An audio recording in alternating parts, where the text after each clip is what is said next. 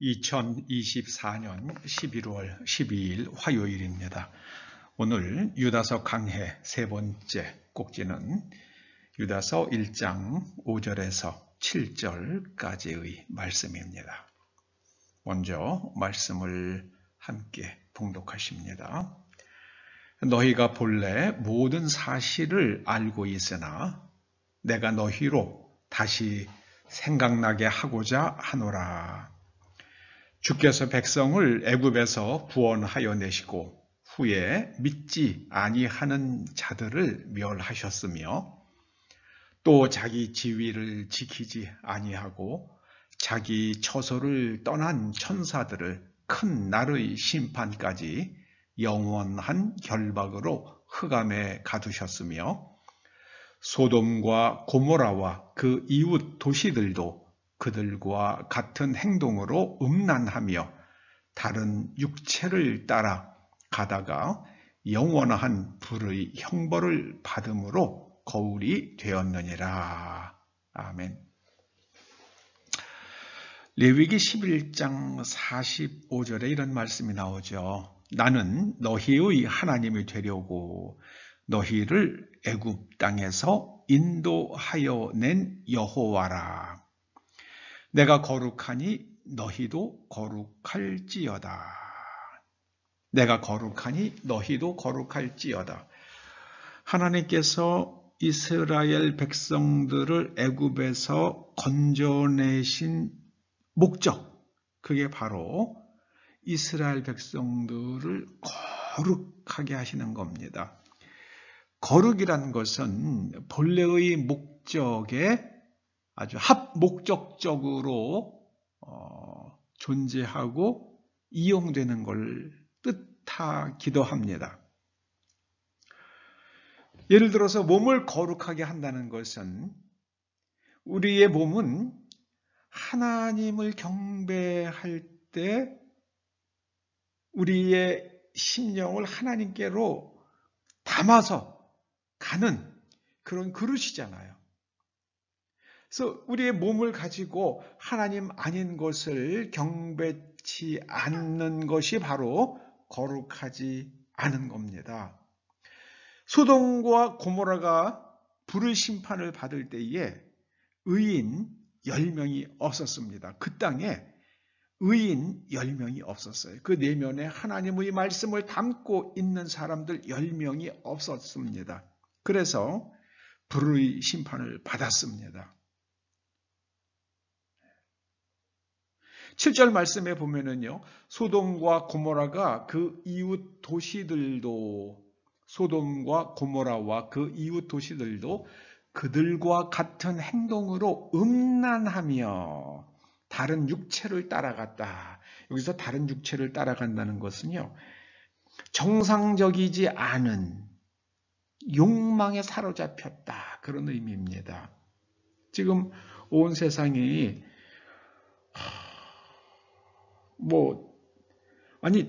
결혼이라는 것은 남자와 여자가 결혼하는 거잖아요. 그런데 그러면 남자와 남자가 살겠다, 여자와 여자가 살겠다 그러면 거기에는 결혼이라는 단어를 쓰면 안 되죠.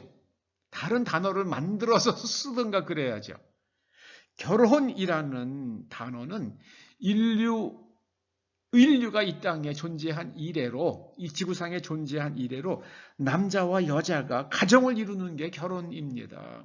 남자와 남자가, 여자와 여자가 한다고 그러면 그건 결혼이라는 말을 쓰면 안 되고요. 다른 말을 만들어서 써야죠. 이게 언어의 거룩성이 실종되어 버렸어요. 소돔과 고모라는 사람들이 아주 비정상적인 욕망을 따라갔습니다. 창세기 19장 4절과 5절은요. 그들의 실정을 이렇게 기록합니다. 그들이 눕기 전에, 여기서 그들은 롯과 그리고 또 천사들을 말하죠. 천사들이 롯의 집으로 초청받아서 이제 잠자리에 들기 전에, 그런 뜻이죠. 그 성사람, 곧 소돔과 고모라, 소돔 사람들입니다. 곧 소돔 백성들이 노소를 막론하고, 늙은 거 젊은이나 늙은이나 원근에서 다 모여 그 집을 에워싸고, 야, 이게 사람들이 미친 거예요. 소돔 사람들이 미친 겁니다. 그러면서 뭐라 그럽니까? 그 롯의 집에 들어간 그 사람들을 끌어내라. 우리가 그들을 상관하리라. 여기서 상관한다는 것은요, 성적인 교접을 갖겠다. 이런 거를 의미하는 말입니다. 미쳤잖아요. 미쳤잖아요. 요즘 온 인류가 저는 미쳐 돌아가는 것 같아요. 미국에서는 초등학생들도 성전환 수술을 받을 권리가 있다. 이렇게 말한대잖아요. 초등학생 애들이 어찌어찌 해가지고 나 성전환 수술 받겠다고 하는데 부모가 허락하지 않으면 부모가 처벌받는 그런 주도 있대요.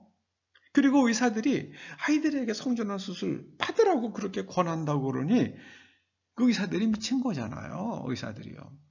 아이들이 원한다 하더라도 좀 더 얘가 성숙한 다음에 뭐 그렇게 얘기를 해야 될 것 아닙니까?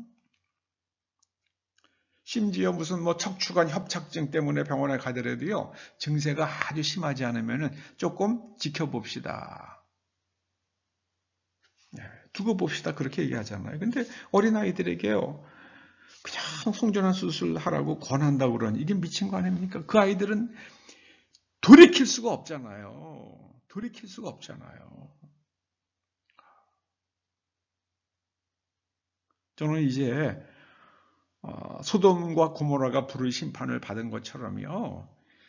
이제 인류가 다시 한번 그런 무서운 형벌을 받을 수도 있다. 그런 생각이 됩니다. 그래서 이게 거울이 되었느니라. 소돔과 고모라 그 케이스를 잘 생각하면서 어떻게 해야 너희가 거룩해질 수 있는지 하나님의 말씀을 가슴에 담고 그 말씀을 따라서 살아가라. 그 말씀이시잖아요. 여러분, 우리는 자꾸만 구원을 가지고 죽은 다음에 천국 가는 거라고 자꾸만 거기다가 초점을 맞춰버렸어요.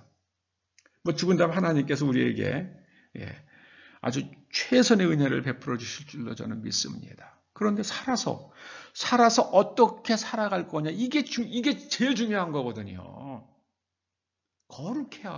거룩하게 사는 거예요. 거룩의 가장 쉬운 예는요, 이겁니다. 어떤 집들에 가보면 집집마다 아주 좋은 그릇이 있잖아요. 아끼는 그릇이요. 그건 언제만 씁니까? 아주 집안에 좋은 일이 있거나 아니면 귀한 손님이 왔을 때 그때만 사용하잖아요. 그리고 일상적으로 그냥 아침에 밥 먹고 점심 먹고 막 이렇게 쓰는 것은 무슨 그릇이라고 그럽니까? 막그릇이라고 그러잖아요. 막그릇. 막 쓰는 거죠. 거룩이라는 것은 우리가 막 사는 게 아니에요.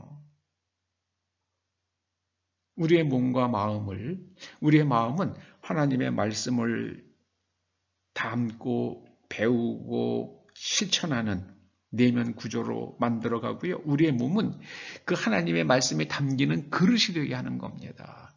하나님의 말씀이 우리의 삶에서 어떻게 현실이 됩니까? 우리의 몸을 통해서입니다.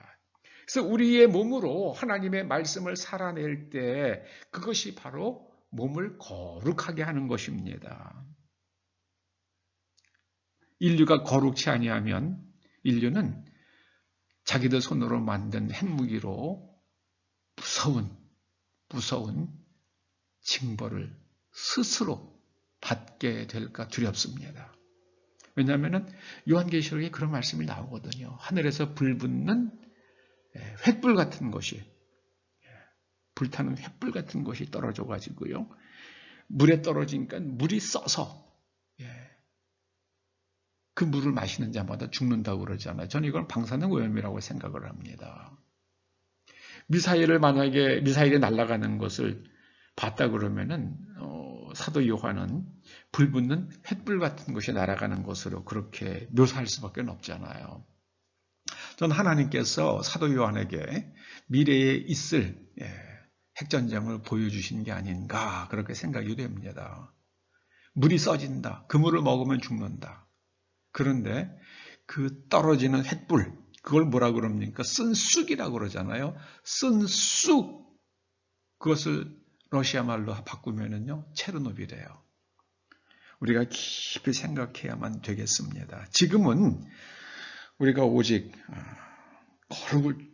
거룩하게 살기 위해서 참으로 애쓰고 노력해야 하는 그런 때입니다. 기도하시죠. 아버지 하나님, 주님께서 저희의 죄를 감당하시고 십자가에서 죽으신 이유가 저희가 거룩하게 사는 것임을 다시 한번 깨우쳐 주셨사오니 거룩을 지향하며 살게 하여 주시옵소서. 거룩지 아니한 사람들이 광야에서 어떻게 죽어갔으며 소돔과 고모라와 그리고 롯의 시대 사람들이 어떻게 심판을 받았는지 그것을 거울로 삼고 우리가 거룩을 연습하며 살게 하여 주시옵소서. 예수님의 이름으로 기도드립니다. 아멘.